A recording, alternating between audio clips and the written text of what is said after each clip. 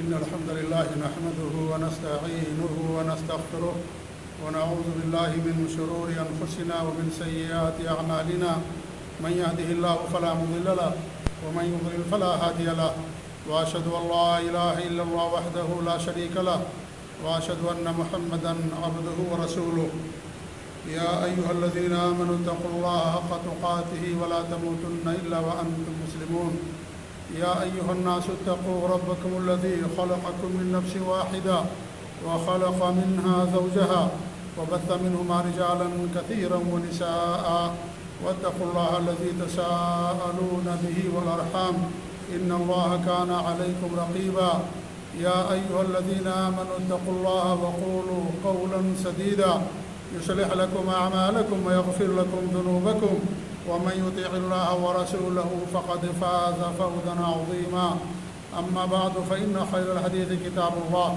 وخير الهدي هدي محمد صلى الله عليه وسلم وشر الأمور محدثاتها وكل محدثة بدعة وكل بدعة ضلالة وكل ضلالة في النار. وعن أبي هريرة رضي الله تعالى عنه قال قال رسول الله صلى الله عليه وسلم اللهم إني أعوذ بك من جار السوء ومن زوج تصيبني قبر البشير ومن ولد يكون علي ربا ومن مال يكون علي عذابا ومن خليل ماكر عينه تراني وقلبه يرعاني إن رأى حسنة دفنها وإن رأى سيئة أضاءها. رواه الإمام الطبراني في كتاب الدعاء في الدعاء وقال امام البانی رحمۃ اللہ علیہ اسنادہ جید. معزز مکرم حاضرین جمعہ، خطبہ مسنونہ کے بعد میں نے آپ کے سامنے ایک حدیث پڑھی ہے جسے امام طبرانی رحمۃ اللہ علیہ نے اپنی کتاب الدعاء کے اندر ذکر کیا ہے، اور اس دور کے عظیم محدث اور مجدد علامہ امام البانی رحمۃ اللہ علیہ نے اس کی سند کو جید بہتر قرار دیا. اس حدیث میں آپ صلی اللہ علیہ وسلم نے 5 قسم کے لوگوں سے اللہ رب العالمین کی پناہ اور مدد طلب کی ہے. یوں تو آپ صلی اللہ علیہ وسلم نے بہت ساری چیزوں سے اللہ تعالیٰ کی پناہ طلب کی، اللہ تعالیٰ کی مدد مانگی، جیسے دجال کے فتنے سے، فقر و فاقہ سے، اور قرض سے، اور اس طریقے سے بہت ساری چیزیں ہیں جن سے ہمارے نبی صلی اللہ علیہ وسلم نے اللہ رب العالمین کی پناہ طلب کی ہے. ایسے علم سے جس سے لوگوں کو فائدہ نہ ہو، یا ایسے دل سے جو اللہ تعالیٰ سے نہ ڈرے، ایسی زبان سے جو اللہ تعالیٰ کا ذکر نہ کرے، بہت ساری چیزوں سے ہمارے نبی صلی اللہ علیہ وسلم نے اللہ رب العالمین کی پناہ اور مدد طلب کی ہے کہ اللہ رب العالمین تو ہمیں ان چیزوں سے بچا کر کے رکھ، کیونکہ یہ چیزیں اگر کسی کے اندر آ جائیں تو انسان پھر اللہ کی عبادت پر قائم نہیں رہ پاتا ہے، اور اس سے گناہ ہو جاتا ہے، کوتاہیاں اور غلطیاں ہوتی ہیں. اس لیے ہمارے نبی صلی اللہ علیہ وسلم اللہ رب العالمین سے بہت ساری چیزوں کی اللہ تعالیٰ سے اللہ کی پناہ طلب کیا کرتے تھے. اس حدیث میں آپ نے 5 چیزوں سے پناہ طلب کی ہے. یہی ہمارے خطبے کا آج موضوع ہے. اسی کے بارے میں آج میں آپ لوگوں کے سامنے کچھ کہنا چاہتا ہوں. پہلی چیز ہمارے نبی نے کیا فرمایا؟ اللہم انی اعوذ بک من جار السوء. اے اللہ رب العالمین میں برے پڑوسی سے تیری پناہ چاہتا ہوں. برے پڑوسی سے. اچھا پڑوسی مطلوب ہے اسلام کے اندر. ایک پڑوسی دوسرے پڑوسی کا حق ادا کرے، اور بہت بڑا حق ہوتا ہے پڑوسی کا، لیکن برے پڑوسی سے ہمارے نبی نے اللہ تعالیٰ کی پناہ طلب کی ہے. یعنی ایسا پڑوسی نہیں چاہیے جو برا ہو. برا پڑوسی کون ہوتا ہے؟ جو آپ کو تکلیف پہنچائے، جو آپ کو ایذا پہنچائے، اور جو آپ کو تکلیفیں پہنچائے، وہ برا پڑوسی ہوتا ہے. اس طریقے سے جو آپ کی کامیابی اور ترقی پر جلے اور حسد کرے، آپ مامون نہ ہوں، یعنی اگر آپ گھر میں نہ رہیں اور سفر پر ہوں تو آپ کو فکر لگی رہے کہ پتہ نہیں ہمارے بچوں کے ساتھ کیا ہوگا. گھر میں بیٹیاں ہیں، بہو بیوی ہیں، اور گھر کے دیگر افراد ہیں، پڑوسی ہمارے ساتھ کیا کر بیٹھے. انسان کو ہمیشہ فکر لگی رہے یہ برا پڑوسی ہوتا ہے، آپ کا حق ادا نہ کرے، آپ کو تکلیفیں پہنچائے، آپ کو گالیاں دے، لڑائی اور جھگڑا کرے، یہ برا پڑوسی ہوتا ہے۔ تو برے پڑوسی سے ہمارے نبی صلی اللہ علیہ وسلم نے اللہ رب العالمین کی پناہ طلب کی۔ اسی لیے انسان جب گھر لیتا ہے تو گھر لیتے وقت انسان پڑوسیوں کو بھی پوچھتا ہے کہ بھئی آس پاس کے لوگ کیسے ہیں، اس محلے کے لوگ کیسے ہیں، اور اس بلڈنگ میں رہنے والے لوگ کیسے ہیں، اچھے ہیں یا اچھے نہیں، کس طریقے کے لوگ ہیں۔ اس لیے بہت ضروری ہے کہ انسان پڑوسیوں کو دیکھ کر کے گھر اور مکان خریدے تاکہ اس کی زندگی اچھی طریقے سے گزرے۔ تو ہمارے نبی صلی اللہ علیہ وسلم نے برے پڑوسی سے اللہ رب العالمین کی پناہ اور مدد طلب کی ہے۔ ہوتے ہیں بہت سارے لوگ ایسے کہ ہمیشہ تکلیف دیں گے، آپ کو ہمیشہ پریشان کریں گے، لڑائی کرتے رہتے ہیں، جھگڑا کرتے رہتے ہیں، غیبتیں کریں گے، چغلخوریاں کریں گے، اور موقع ملتا ہے تو عزتوں پر بھی حملہ کر لیتے ہیں، عزتوں پر ڈاکہ ڈال دیتے ہیں، اور اس طریقے سے باتیں لوگوں تک پہنچاتے ہیں۔ بہت سارے ایسے پڑوسی ہوتے ہیں گندے قسم کے، برے قسم کے۔ تو ہمارے نبی صلی اللہ علیہ وسلم نے ایسے لوگوں سے اللہ رب العالمین کی پناہ طلب کی۔ دوسری، من زوج تسیبنی قبل المشیب، ایسی بیوی سے جو مجھے بڑھاپے کی عمر پہنچنے سے پہلے ہی بوڑھا ہم کو کر دے۔ ایسی بیوی جو بڑھاپے کی عمر کو پہنچنے سے پہلے مجھے بوڑھا بنا دے، میں ایسی بیوی سے اللہ تعالیٰ کی پناہ مانگتا ہوں۔ ایسی بیوی نہیں چاہیے جو انسان کو بوڑھا کر دے جوانی ہی کی عمر میں۔ کون سی عورتیں جوانی کی عمر میں مردوں کو بوڑھا کر دیتی ہیں؟ جو بد کردار ہوتی ہیں، بد چلن ہوتی ہیں، بد زبان ہوتی ہیں، بد اخلاق ہوتی ہیں، ناشکری ہوتی ہیں، احسان فراموش ہوتی ہیں۔ اور یہ چیز عورتوں کے اندر عام طور سے پائی جاتی ہے، عام طور پر کہ عورتیں ناشکری کرتی ہیں، احسان فراموشی کرتی ہیں۔ اللہ کے رسول صلی اللہ علیہ وسلم نے فرمایا، صحیح بخاری کی روایت ہے کہ آج میں نے جہنم دیکھی، آج سے برا منظر میں نے کبھی نہیں دیکھا۔ اور سب سے زیادہ میں نے جہنم میں کن کو دیکھا؟ عورتوں کو دیکھا۔ کن کو دیکھا؟ عورتوں کو سب سے زیادہ میں نے جہنم کے اندر دیکھا۔ لوگوں نے پوچھا کیوں؟ وہ کفر کرتی ہیں۔ تو ہمارے بھی نے فرمایا کہ ان کے کفر اور ناشکری کی بنا پر۔ تو لوگوں نے پوچھا کہ اللہ تعالیٰ کی ناشکری اور کفر کرتی ہیں؟ کہا کہ نہیں، اپنے شوہر کی ناشکری کرتی ہیں اور احسان فراموشی کرتی ہیں۔ اگر شوہر زندگی بھر ان کے ساتھ اچھا سلوک کرتا رہے، اگر کبھی اونچ نیچ ہو گئی، کبھی ان کا مطالبہ پورا نہیں ہوا، تو کہیں گے مجھے آپ سے کبھی بھی خیر نہیں ملا، کبھی مجھے آپ سے آرام نہیں ملا، فوراً وہ کہہ دیں گی۔ اور زندگی بھر ایک لمبے عرصے تک جو آپ نے ان کے ساتھ اس نے سلوک کیا، ان کا حق ادا کیا، ان کے سارے مطالبات پورے کیے، فوراً اس کے اوپر پانی پھیر دیتی ہیں۔ یہ احسان فراموشی ہوتی ہے اور ناشکری ہوتی ہے۔ تو ہمارے نبی نے فرمایا کہ ناشکری اور احسان فراموشی کی بنا پر سب سے زیادہ یہ عورتیں جہنم کے اندر جائیں گی۔ تو عورتوں کے اندر یہ چیز ہوتی کہ ناشکری ہوتی ہے۔ اس لیے ہمارے نبی صلی اللہ علیہ وسلم نے ایسی عورتوں سے اللہ رب العالمین کی پناہ طلب کی، جو بدصورت ہو، بد شکل ہو، بد کردار ہو، یا اس طریقے سے آپ سے مطالبے پر مطالبے کرے، فرمائش پر فرمائش کرے۔ بھئی آدمی اتنی فرمائش کرے جتنا انسان دینے کی طاقت رکھتا ہے۔ انسان اگر دینے کی طاقت نہیں رکھتا ہے، اس کے باوجود وہ فرمائش کرتی ہیں، تو ظاہر بات ہے انسان کو ٹینشن ہوتی ہے، فکر اس کو دامنگیر ہوتی ہے۔ کچھ عورتیں ایسی ہوتی ہیں بہت زیادہ خرچیلی ہوتی ہیں، بہت زیادہ اسراف اور فضول خرچی ان کے یہاں پائی جاتی ہے۔ ہر ڈریس کے لیے الگ جوتی اور ہر ڈریس کے لیے الگ پرس، حتیٰ کہ موبائل کا کلر بھی وہی ہونا چاہیے کور کا جو ان کے کپڑے اور ڈریس کا ہوتا ہے۔ ایک بار ایک کپڑا پہن لیا تو اس کپڑے کو دوسری پارٹی میں نہیں پہنیں گی، ورنہ لوگ کیا کہیں گے، میں تو فلاں پارٹی میں، فلاں شادی میں، فلاں کے عقیقے میں یہ لباس پہنا تھا، اگر آج پھر یہ پہن کر کے جاؤں گی تو لوگ ہمیں کیا کہیں گے، تانے دیں گے ہمیں۔ ہر پارٹی کے لیے نیا لباس چاہیے۔ بیچارہ باہر کام کرتا ہے اور بڑی محنت سے پیسہ جمع کرتا ہے، یہاں بھوکے رہتا ہے، 1 ریال کی پیپسی نہیں پیتا کہ انڈیا میں 19 روپیہ ہو جائے گا یا کسی اور ملک میں اتنا پیسہ ہو جائے گا۔ 1 ریال کی پیپسی نہیں پیے گا، وہ پانی خرید کر کے نہیں پیے گا، وہ پیسہ اپنے گھر بھیجے گا۔ اتنا زیادہ احتیاط کرتا ہے، پیسے کی حفاظت کرتا ہے، لیکن جب پیسہ گھر پہنچتا ہے تو اس کی بیوی بے درے خرچ کرتی ہے اور جو ہے کہ فضول خرچی کرتی ہے، اور اس طریقے سے جہاں نہیں خرچ کرنا وہاں پیسے خرچ کر دیتی ہے۔ اور ایسی بھی عورتیں ہوتی ہیں جو آپ کی محنت کی کمائی کو بدعت اور خرافات کے اندر خرچ کر دیتی ہیں، فلاں مدار پر چڑھانے کے لیے چاہیے، فلاں بدعت کرنے کے لیے چاہیے، بچے کا برتھ ڈے منانا ہے اس کے لیے پیسہ چاہیے، فلاں عرس میں جانا اس کے لیے چاہیے، یہ سب حرام ہے میرے بھائیوں۔ میں تو اس سوسائٹی میں رہتی ہوں کہ سوسائٹی میں سارے لوگ بچوں کا برتھ ڈے مناتے ہیں، اگر میں برتھ ڈے نہیں مناؤں گی تو لوگ ہمیں کیا کہیں گے، تانے دیں گے۔ آپ کی محنت کی کمائی بدعات اور خرافات کے اندر وہ خرچ کر دیتی ہے، اور آپ ایسے ہیں کہ آپ پوچھ بھی نہیں سکتے ہیں، اور اس طریقے سے آپ بیوی کی بات پر بات کو مانتے جا رہے ہیں۔ تو ایسی بیویوں سے ہمارے نبی نے اللہ رب العالمین کی پناہ طلب کی ہے۔ بیوی ایسی ہونی چاہیے نیک اور صالح، یہی بیوی اگر نیک اور صالح بن جائے تو دنیا کی سب سے بہترین پونجی ہوتی ہے۔ اللہ کے رسول کی حدیث ہے الدنیا کلھا متاع وخیر متاع الدنیا المرأۃ الصالحہ، دنیا پوری کے پوری سامان، ساز و سامان کا نام ہے، مال و منال اور متاع کا نام ہے، اور لیکن سب سے بہترین پونجی نیک اور صالح عورت ہوتی ہے۔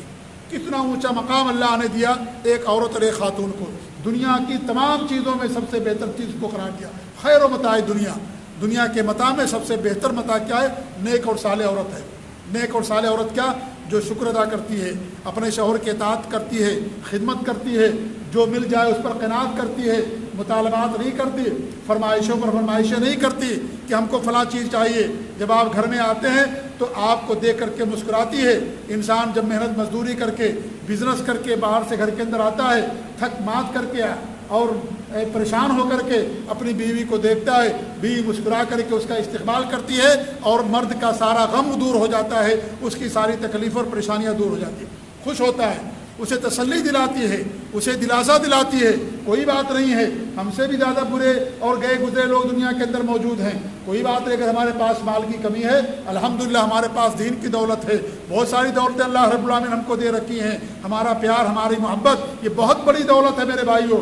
پیار اور محبت انسان پیسے سے نہیں حاصل کر سکتا ہے۔ کتنے مالدار لوگ ہیں ان کی میاں بیویوں کے اندر ہمیشہ لڑائی جھگڑا رہتا ہے، ہمیشہ اختلاف رہتا ہے، طلاق کی نوبت ہو جاتی ہے، سالوں سال ایک دوسرے سے ملاقات نہیں کرتے ہیں۔ پیسے سے پیار محبت نہیں خرید سکتے، یاد رکھ لیجیے اس بات کو۔ پیسے اور روپیے سے پیار محبت نہیں خریدا جاتا۔ انسان اخلاق سے، ایک دوسرے کا ادب احترام کرنے سے، ایک دوسرے کا حقوق ادا کرنے سے، ایک دوسرے کا خیال رکھنے سے انسان پیار محبت خریدتا ہے، یہ چیز اسے ملتی ہے۔ تو یہ ایسی چیزیں ہمارے معاشرے کے اندر پائی جاتی ہیں۔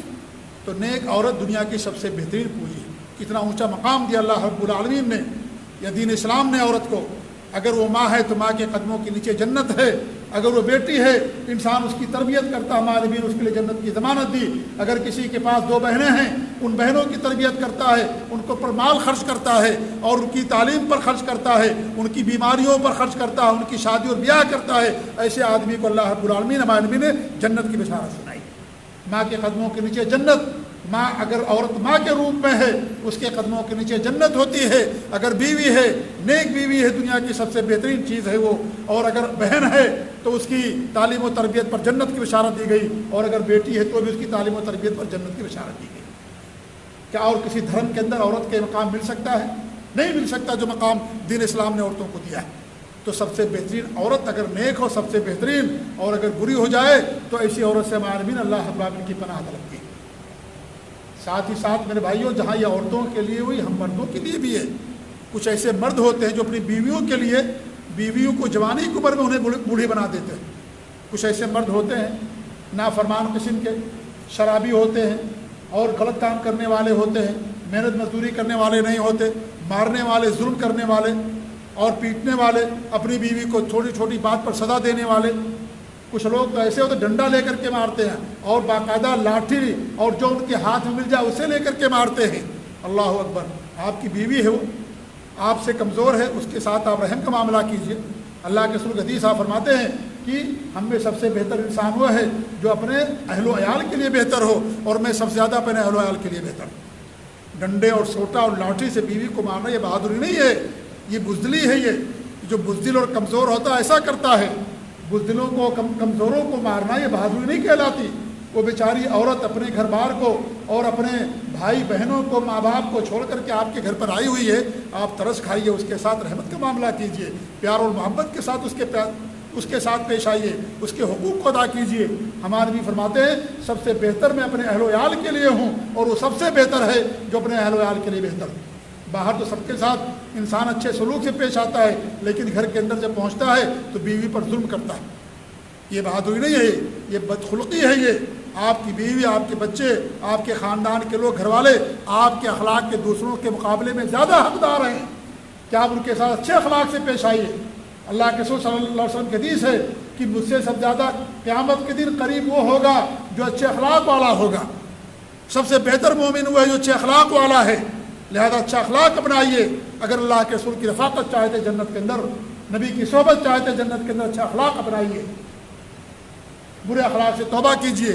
تو عورتوں پر کو مارنا اور عورتوں پر ظلم کرنا، یہ میرے بھائیوں یہ اور زیادہ سنگین جرم ہو جاتا ہے۔ تو کچھ مرد ایسے ہوتے ہیں جو اپنی عورتوں کے لیے ان کی جوانی میں اس عورت کو بوڑھی بنا دیتے ہیں، جیسے کچھ عورتیں اپنے شوہر کو بوڑھا بنا دیتی ہیں۔ تو دونوں معاملہ پایا جاتا ہے۔ اس لیے میرے بھائیوں ایک دوسرے کا حق ادا کیجیے، ایک دوسرے کو سمجھنے کی کوشش کیجیے، ایک دوسرے کا ادب احترام کیجیے، اور یہ جان لیجیے کہ دونوں ایک دوسرے کے محتاج ہیں۔ گاڑی بغیر دو پہیے کی نہیں چل سکتی ہے، نہیں چل سکتی، دونوں ایک دوسرے کے محتاج ہیں۔ بیوی شوہر کی محتاج ہے، شوہر بیوی کا محتاج ہے، نہیں زندگی گزر سکتی اس کے بغیر۔ اس لیے دونوں ایک دوسرے کا حق ادا کریں، دونوں سمجھے کہ دونوں ایک دوسرے کے محتاج ہیں۔ بیوی اپنے شوہر کا حق ادا کرے، شوہر اپنے بیوی کا حق ادا کرے، مرد اپنے بیوی کا حق ادا کرے۔ یہ ضروری ہے، تبھی جا کر کے زندگی انسان کی آسان سے گزرتی ہے اور قناعت کے ساتھ اور اطمینان کے ساتھ گزرتی ہے۔ تو ہمارے نبی نے ایسی عورتوں سے اللہ تعالیٰ کی پناہ طلب کی جو اور شوہر کو جوانی کی عمر میں بوڑھا بنا دے۔ اور تیسری بات ہمارے نبی نے کیا فرمائی وَمِن وَلَدٍ يَكُونُ عَلَيَّ رَبًّا، میں ایسے بچے سے اللہ کی پناہ طلب کرتا ہوں جو میرا مالک بن جائے، یعنی میرا بچہ نافرمان ہو جائے، ماں باپ کی بات نہ مانے، نافرمان بن جائے۔ مالک کی بات، باپ مالک ہوتا ہے، باپ گھر کا گارجین ذمہ دار ہوتا ہے، باپ کی اطاعت کرنا چاہیے، باپ کی خدمت کرنی چاہیے۔ اب وہ بیٹا ایسا ہے کہ باپ کی بات نہیں مانتا اور باپ بیچارہ اس کی کوئی بات نہیں مانی جاتی، گھر کے اندر کونے کے اندر بیٹھا ہوا ہے۔ خاص طور سے صورت کب ہوتی ہے جب آدمی اپنے یعنی کام اور کاروبار چھوڑ دیتا ہے، نوکری چھوڑ دیتا ہے، بچے بڑے ہو جاتے ہیں اور وہ گھر میں رہنے لگتا ہے، تو عام طور پر یہ چیز ہوتی ہے کہ گھر کے اندر باپ کی کوئی اہمیت نہیں ہوتی، کیونکہ باپ بیچارہ اب کما نہیں رہا ہوتا ہے، وہ تو پیسہ نہیں لے کر کے آتا ہے، اب تو بچے کما رہے ہوتے ہیں۔ تو جن بچوں کی اچھی تربیت نہیں کی جاتی ہے، دینی تربیت نہیں کی جاتی، وہاں گھر میں یہی حال ہوتا ہے کہ باپ کی کچھ نہیں سنی جاتی، باپ بیچارہ بستر پر اور چارپائی پر پڑا رہتا ہے، لوگ اس سے مشورہ بھی نہیں لیتے، لوگ اس سے کچھ پوچھتے بھی نہیں، اور عورت بھی اپنے بیٹے ہی کے ساتھ چلی جاتی ہے، اسی کی ہاں میں ہاں ملاتی رہتی ہے۔ یہ اس وقت ہوتا ہے جب ایک باپ اپنے گھر کے اندر جا کر کے بیٹھ جاتا ہے، بھول جاتے ہیں کہ باپ نے کس قدر بچوں کی تربیت کی اور ان کے لیے کمایا اور ملک چھوڑا اور اس طریقے سے پال پوس کے بڑا کیا، تعلیم ان کو دی، اس لائق انہیں بنایا، لیکن بڑا ہونے کے بعد سب اس کو لوگ بھول جاتے ہیں۔ تمہارے بھی فرماتے ہیں کہ ایسی اولاد سے اللہ تعالیٰ میں تیری پناہ چاہتا ہوں جو میرا رب بن جائے، یعنی میرا مالک بن جائے، میری بات نہ مانے، وہ مجھے اس کی خدمت کرنی پڑے، میری کوئی اہمیت نہ ہو گھر کے اندر، میرے سے کوئی مشورہ نہ لے۔ ایسے اولاد سے اللہ تعالیٰ میں تیری پناہ چاہتا ہوں۔ ماں باپ کا بڑا اونچا مقام میرے بھائیوں، اللہ اور اس کے رسول کے بعد اگر کسی کا مقام ہے دین اسلام کے اندر تو ماں باپ کا مقام ہوتا ہے، اتنا اونچا درجہ ہے ماں باپ کا۔ ماں جنت کے لیے اگر ماں جو ہے کہ قدموں کے نیچے جنت ہے تو ہمارے نبی نے باپ کو جنت کا دروازہ قرار دیا ہے۔ اس لیے ماں باپ کی خدمت کرنا ہر اولاد پر ضروری ہے، اطاعت کرنا ضروری ہے۔ یہ ساس سسر اور بیوی کے گھر والے، گاؤں کے رشتہ دار لوگ کب آپ کو ملتے ہیں؟ جب 25-30 سال کے انسان کی عمر ہو جاتی ہے۔ ماں باپ ہی ہوتے ہیں جو بچے کو پڑھا لکھا کر کے بڑا بناتے ہیں اللہ تعالیٰ کے فضلوں کے بعد۔ اور ہماری شادی ہوئی، ہم نے ماں باپ کو بھلا دیا اور ماں باپ کو چھوڑ دیا اور ماں باپ کا کوئی خیال نہیں رکھا۔ 25 سال تک سسرال والے کہاں تھے؟ 30 سال تک سسرال والے کہاں تھے؟ کہیں ان کا نام و نشان وجود نہیں تھا۔ پیدا ہوتا ہے بچہ، ماں اسے دودھ پلاتی ہے اور باپ اس کے لیے محنت کرتا ہے، تعلیم دلاتا ہے، اور جب کمانے کے لائق ہوتا ہے تو اولاد اپنے ماں باپ کو چھوڑ کر کے سسرال چلی جاتی ہے۔ ایسا بھی بہت ہوتا میرے بھائیوں۔ یہ ساری چیزیں غلط ہے شریعت کے اندر، اس میں ہمارا بھی قصور ہے، ماں باپ کا بھی قصور ہے کہ اپنے بچوں کی دینی تربیت نہیں دیتے، صحیح طریقے سے ان کو نہیں سمجھاتے۔ اور ان کو دین کی تربیت نہیں دیتے، اس لیے ایسا معاملہ ہوتا ہے۔ اگر ہم ان کو دین کی تربیت سے دیں، ان کو بتائیں سمجھائیں تو شاید یہ معاملہ نہیں ہوگا۔ اس لیے بچوں کا حق ہے ہمارے اوپر کہ بچوں کو دینی تربیت کریں۔ یا الذین آمنوا قوا انفسکم واہلیکم نارا، اے ایمان والو اپنے آپ کو، اپنے اہل و عیال کو جہنم سے بچاؤ۔ کیسے اہل و عیال کو جہنم سے بچائیں گے؟ ان کی دینی تربیت کر کے، ان کو اسلام پر کاربند رہ کر کے، ان کو دین کی تربیت دے کر کے ان کو جہنم سے بچا پائیں گے، ورنہ نہیں بچا پائیں گے۔ اس لیے ہمارا فرض بنتا ہے، ماں باپ کے اوپر ان کا حق ہے۔ اور یاد رکھو میرے بھائیوں، قیامت کے دن اللہ تعالیٰ بچوں سے بعد میں پوچھے گا، سوال کرے گا۔ ماں باپ سے اللہ تعالیٰ پہلے سوال کرے گا کہ ہم نے تمہیں اولاد دی تھی، اولاد کی تم نے دینی تربیت کی نہیں کی۔ ماں باپ سے پہلے سوال ہوگا، اولاد سے سوال بعد میں کیا جائے گا۔ یاد رکھیے اس بات کو کہ ماں باپ سے پہلے سوال کیا جائے گا کہ ہم نے تمہیں اولاد دی تھی، تم نے اس امانت کے اندر حق ادا کیا کہ ادا نہیں کیا۔ بچوں سے بعد میں سوال ہوگا، کیونکہ بچوں پر ماں باپ کا حق بعد میں عائد ہوتا ہے، جب بچے بڑے ہو جائیں گے تب عائد ہوتا ہے، لیکن بچوں کا حق ماں باپ کے اوپر شادی سے پہلے سے عائد ہو جاتا ہے، شادی سے پہلے سے عائد ہو جاتا ہے۔ اس لیے اچھی بیوی کا انتخاب کرنا چاہیے، بچہ پیدا ہو تو اس کا اچھا نام رکھنا چاہیے، اس کا عقیقہ کرنا چاہیے، اس کا جو ہے عقیقہ کرنا چاہیے، اس کو جو ہے دین کی تربیت کرنا چاہیے، اور اس طریقے سے کلمہ سکھائیں، توحید سکھائیں، نماز کا طریقہ سکھائیں۔ 7 سال کا ہو جائے نماز پڑھنے کا حکم دے، 10 سال کا ہو جائے نماز نہ پڑھے مارے۔ یہ بچے کا حق ہے ہمارے اوپر بچے کی تربیت کرنا، اور اس لیے ماں باپ سے قیامت کے دن پہلے سوال ہوگا، بچوں سے بعد میں سوال کیا جائے گا۔ اس لیے ماں باپ بچوں کو بگاڑنے میں ماں باپ کا بھی بہت بڑا کردار ہوتا ہے۔ ہم پیار محبت میں بچے کو گالیاں سکھاتے ہیں، بچے کو دین کی تعلیم نہیں دیتے، تربیت ان کی نہیں کرتے، وہی بچہ بڑا ہو کر کے نافرمان بن جاتا ہے۔ اس کا ذریعہ ہم بنے ہیں، ہم اس کے لیے مجرم ہیں، ہم قیامت کے دن جواب دہ ہوں گے، ذمہ دار ہوں گے۔ اس لیے میرے بھائیوں، یہ ضروری ہے کہ بچوں کو دینی تربیت کریں۔ اگر سکون کے ساتھ زندگی گزارنا چاہتے ہیں، آرام کے ساتھ زندگی گزارنا چاہتے ہیں، خوش رہنا چاہتے ہیں، اگر اچھی تربیت نہیں کی، آپ پوری دولت چھوڑ کر کے چلے جاؤ گے، چند مہینوں کے اندر ساری دولت ختم ہو جائے گی عیاشی کے اندر، سارا پلاٹ، سارا جو ہے محل، گھر، اور اس طریقے سے مکانات، دکانیں، جتنا بھی بیلنس چھوڑ کر کے جاؤ گے، اگر بچی کی دینی تربیت آپ نے نہیں کی ہے، یاد رکھیے چند مہینوں کے بعد وہ ساری دولت ختم ہو جائے گی۔ لیکن اگر آپ نے بچوں کی دینی تربیت کی ہے، یہ دینی تربیت کبھی ختم نہیں ہوگی، قیامت تک باقی رہے گی۔ یاد رکھیے اس بات کو۔ اس لیے سب سے زیادہ ضروری چیز، ہم بچوں کے لیے دین کی تربیت چھوڑ کر کے جائیں۔ مال سے زیادہ ہماری فکر یہ ہونا چاہیے کہ ہم بچے کو دین کی تربیت کر کے جائیں۔ ہمارے بھی فرماتا ہے ایسے بچے سے اللہ تعالیٰ میں تیری پناہ چاہتا ہوں جو میرا مالک بن جائے، ومن مال یکون علی عذابا، اور ایسے مال سے اللہ تعالیٰ میں تیری پناہ چاہتا ہوں جو میرے لیے عذاب بن جائے، حرام مال سے۔ آپ دیکھیے یہ مال ہمارے لیے وبال جان بن گئی۔ اتنی بیماریاں جو آتی ہیں کیوں آتی ہیں؟ ہم حرام مال کھاتے، حرام مال کماتے ہیں، اس لیے ساری بیماریاں آتی ہیں۔ حرام مال سے ہمارے بھی اللہ کی پناہ طلب کی۔ مال کے بارے میں 2 سوال ہوگا، مال کیسے کمایا، کہاں خرچ کیا، اس لیے مال حلال طریقے سے کمائیے۔ اور یاد رکھیے جیسے آپ کو موت آنی ہے، ایسے آپ کے پاس رزق بھی آئے گا، مال بھی آئے گا۔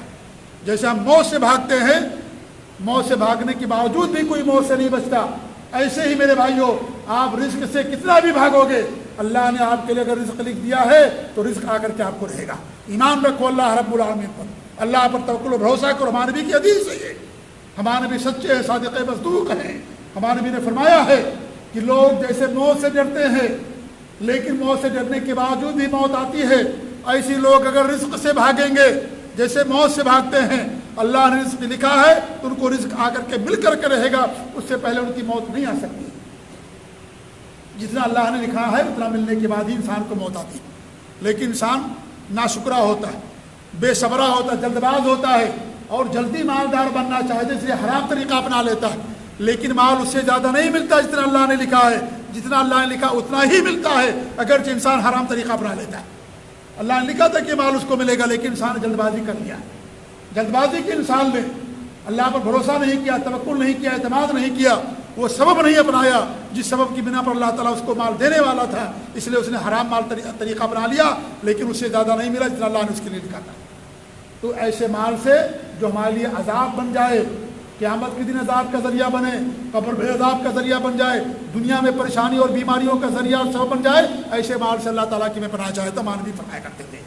ومن خلیل ماکرین، اور مکار دوست سے اللہ تعالیٰ میں تیری پناہ چاہتا ہوں۔ مکار دوست، دغاباز دوست، اینہ ترانی وقلب یرانی، وہ ظاہر میں محبت کا اعتراف کرتا میں تمہارا دوست ہوں، لیکن دل میں نفرت رکھتا ہے، وہ دل میں حسد کرتا ہے، سامنے ہے تو تعریف کرے گا، عزت کرے گا، جیسے غائب ہو گیا ہماری برائی بیان کرنا، غیبت کرنا شروع کر دیا۔ جب مال ہے تب ساتھی ہے، مال ختم ہو گیا ساتھ چھوڑ دیا۔ جب تک مدیر ہوں، فور مین ہوں، جب تک دوستی ہے، نیچے آ گیا دوستی غائب، دوستی ختم ہو گئی، کیونکہ اب کوئی فائدہ نہیں ہے اس سے دوستی رکھنے سے۔ مال ہے، کھا رہے ہیں، پی رہے ہیں، عیش کر رہے ہیں، اڑا رہے ہیں، دوستی ہے، جیسی مال ختم دوستی غائب ہو گئی۔ یہ مکار دوست ہوتا ہے، دغاباز دوست ہوتا ہے۔ اچھا دوست اور سچا ساتھی وہ ہے جو پریشانی میں آپ کا ساتھ دے، پریشانی اور مصیبت میں آپ کا ساتھ دے، وہ اچھا اور حقیقی دوست ہوتا ہے۔ مال ہو تو سب ساتھ دیتے ہیں، سب ساتھ دیتے ہیں، اصل دوستی وہ ہے جو آپ کے پریشانی میں آپ کا ساتھ دے۔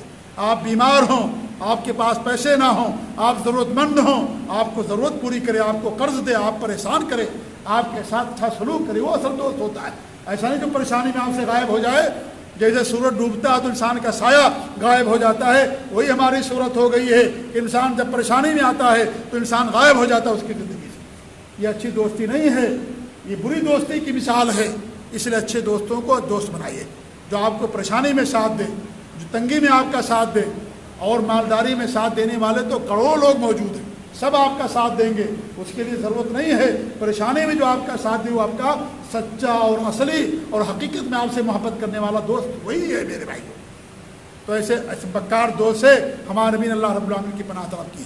ان را حسنتن دفنہا، اگر وہ مجھ سے کوئی نیکی دیکھتا اسے چھپا دیتا ہے، وَإِن رَأَىٰ سَیِّئَةً أَذَاعَهَا، اور اگر کوئی خامی برائی دیکھ لیا لوگوں کے اندر اسے عام کر دیا، لوگوں کے اندر اسے پھیلا دیا۔ یہ مکار دوست کی پہچان ہوتی ہے۔ اچھا دوست خامیوں کو چھپاتا ہے، نیکیوں کو لوگوں کے سامنے بیان کرتا ہے۔ برا جو دوست ہوتا ہے خامیوں کو لوگوں کے سامنے بیان کرے گا، آپ کی اچھائیوں کو زمین کے نیچے دفن کر دے گا۔ یہ برے دوستی کی مثال ہوتی ہے۔ اس لیے اچھے دوستوں کی قدر کیجئے، اچھے دوستوں کا انتخاب کیجئے۔ ہمارے نبی کی حدیث ہے کہ انسان اپنے دوست کے دین پر ہوتا ہے، فَلْيَنظُرْ مَن يُخَالِلُهُ، لہذا اس کو دیکھنا چاہیے کہ کس کو اپنا دوست بنا رہا ہوتا ہے۔ دوستی کی مثال عطر فروش کی ہے، عطر فروش کی ہمارے نبی نے مثال دی ہے۔ عطر فروش سے دوستی کرو گے، آپ اس کی دکان پر جاؤ گے، خوشبو آپ کو ملے گی، لیکن اگر آپ دوستی کرو گے لوہار سے، بری دوستی کی مثال لوہار سے دی گئی ہے۔ اگر آپ لوہار سے دوستی کرو گے، بھٹی پر جاؤ گے، لوہار جب بھکری چلائے گا بھٹی اپنی، آگ نکلے گی، چنگاریاں نکلے گی، دھواں نکلے گا، آپ کا کپڑا بھی خراب ہوگا، آپ کے آنکھ میں دھواں بھی آئے گا۔ لیکن اچھی دوستی کی مثال عطر فروش کی، آپ عطر کی دکان پر جائیے، انسان کا دماغ خوش ہو جاتا ہے، خوشبو ہی خوشبو ملتی ہے، انسان کا دماغ معطر ہو جاتا ہے۔ وہی مثال اچھی دوستی کی ہے۔ لہذا اچھا دوست وہ ہے جو پریشانی میں آپ کے کام آئے، اچھا دوست وہ ہے جو خود دین پر قائم ہو، آپ کو دین پر قائم رکھے، اچھا دوست وہ ہے جو خود فجر کی نماز کے لیے اٹھے اور آپ کو نماز پڑھنے کے لیے جگائے، اچھا دوست وہ ہے جو توحید پر قائم رہے، آپ کو توحید پر قائم رکھے، جو شرک نہ کرے، بدعت نہ کرے، آپ کو بھی شرک اور بدعت سے دور رکھے، اچھا دوست وہ ہے۔ اچھا دوست وہ نہیں ہے جو آپ کو کھلائے پلائے، مال دے، سیڑھیاں دے، فلمیں دکھائے، وہ آپ کا دوست نہیں ہے اچھا، وہ آپ کی عاقبت کو برباد کرنے والا ہے۔ اچھا دوست وہ ہے جو آپ کو دین پر قائم رکھنے کے لیے اپنا کردار ادا کرے اور اپنا رول ادا کرے، وہ اچھا دوست ہوتا ہے۔ ہم نے دوستی کا معیار بدل دیا، جو ہم کو پیسہ دے گا وہی ہمارا اچھا دوست ہوگا، جو ہم کو فلمیں دے گا، سیڈیز دے گا، گندی گندی فلمیں دکھائے گا، وہی ہمارا دوست ہوگا، نعوذ باللہ من ذالک۔ آپ کی عاقبت، ہماری عاقبت وہ خراب کرتا ہے، وہ اچھا دوست نہیں، وہ برا دوست ہے۔ اچھا دوست وہ ہے جو آپ کو دین اسلام پر قائم رہنے کے لیے اپنا کردار ادا کرے، وہ آپ کا اچھا دوست ہوتا ہے۔ تو 5 چیزوں سے ہمارے بھی اللہ کی پناہ طلب کی ہے۔ برے پڑوسی سے، ایسی بیوی سے جو بڑھاپے کی عمر سے پہلے آپ کو بوڑھا بنا دے، ایسے بچے اور اولاد سے جو آپ کا مالک بن جائے، ایسے مال سے جو آپ کے لیے عذاب کا ذریعہ اور سبب بن جائے، اور مکار دوست سے، دغاباز دوست سے، بے وفا دوست سے ہمارے نبی نے اللہ رب العالمین کی پناہ طلب کی ہے۔ اللہ تعالیٰ سے ہماری دعا ہے کہ اللہ رب العالمین ہمیں ایسے لوگوں سے محفوظ رکھے، اللہ رب العالمین ہمارے اخلاق کے اندر بلندی عطا فرمائے، اللہ رب العالمین ہمیں برے لوگوں کی صحبت سے اللہ تعالیٰ ہم سب کو محفوظ رکھے، اللہ تعالیٰ ہمیں اچھے لوگوں کی، دیندار لوگوں کی صحبت عطا فرمائے، اللہ تعالیٰ ہم سب کو دین پر قائم رکھے، اپنے نبی کی سنت پر قائم رکھے، توحید پر قائم رکھے۔ اللہ تعالی ہم سب کو شرک سے، بدعت و خرافات سے محفوظ رکھے۔